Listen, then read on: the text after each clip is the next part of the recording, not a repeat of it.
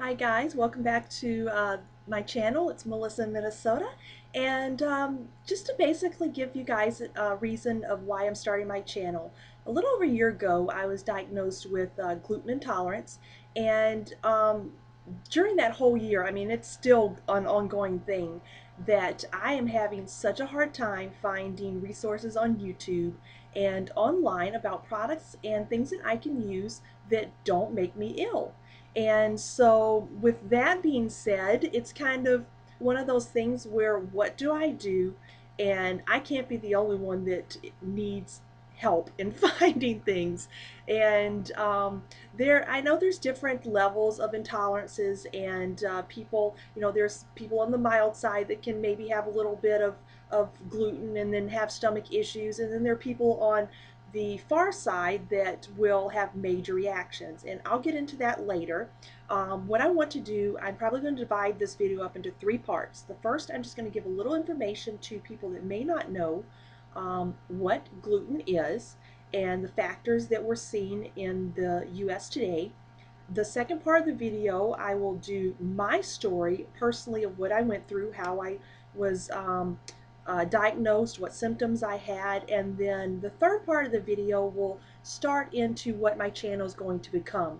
And the third part will deal mainly with books that I found that were helpful, and recipe books, and guides that I found that gave me the best information, basic information of what was going on.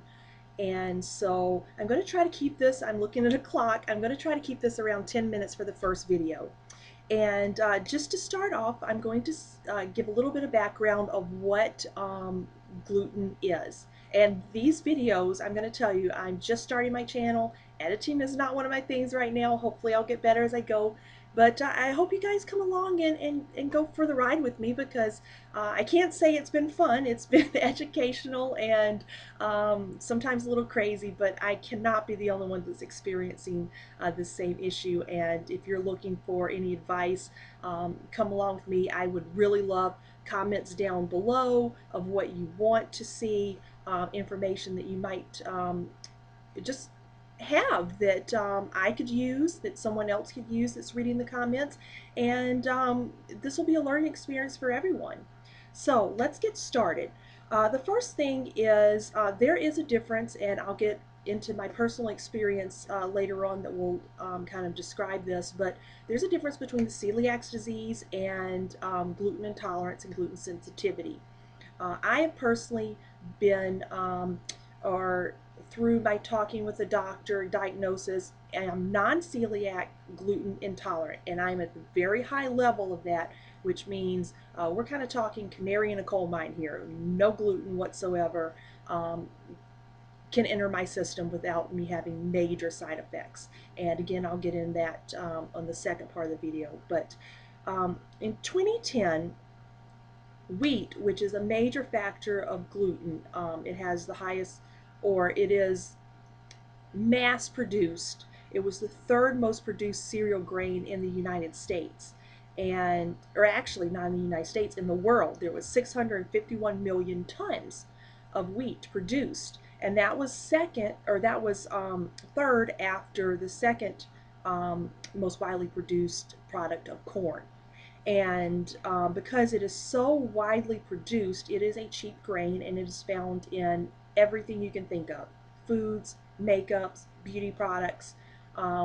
It's just in everything. So someone like me has a hard time finding something that's not going to make them ill, unless they stick with what I call Mother Nature's bounty. Um, those are fruits and vegetables, meats that come straight from the earth unaltered.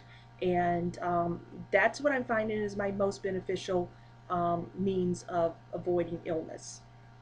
So, and most people go, what is gluten? Gluten is a protein that's naturally found in grains. Again, wheat is the major grain that's produced, and then it can also be found in barley and rye, and oats is an iffy part. If in my research, a lot of celiacs, some can eat it, some cannot. Again, it has to do with your sensitivity level. And so yeah, it's one of those things that if you have a high sensitivity level, oats that are contaminated, which cross-contamination is the term, can have a factor. And it is also known that through research that 1 in 133 people are affected with some type of gluten intolerance. Uh, and in the US, which I guess, I'm going to say we need to really get on board with this, but it takes an average of 9 to 11 years to find out whether someone has they're actually diagnosed from the first onset of symptoms. And just background is that I can literally trace back mine about 12 years. It's probably before that, but 12 years is when I started noticing a difference in my body. And at that time, I had no clue what was going on. So until January of 2013, it's now January of 2014, um, that whole year is when I majorly, January 2013 is when I got so ill that my world just fell apart and I had no clue what was going on. So I'm in that factor of it being that 9 to 11 years and not knowing what was going on. I talked to my doctors back then, but until I found one in 2013, I was ill and not having a clue what was going on. Um, like I said, the U.S. really needs to get on board because Europe, it's usually the first year after symptoms have been or noticed that they are diagnosed. So with that, there's a huge gap between us and other countries. Um, and they find that 1 in 22 people will have some type of sensitivity or have celiac disease if they have a first degree relative with the same um, disease or sensitivity, and that would be like parents, siblings, or a child, and 1 in 39 having a second degree relative, which would be an uncle or cousin or grandparent. So I'm going to watch my sons really carefully. Um, Within the last 2 or 3 years, there has been no one on my I'm going to say blood relative that I've known. My husband's brother has been diagnosed with celiac disease, and his father's wife has a gluten sensitivity. Um, Out of 3 people, my brother-in-law, my father-in-law's wife, and myself, all are on a different scale of sensitivity. Um, so I'll get into more of that as far as how I found out in the second part of the video. But that's basically the first part of why I'm starting this video.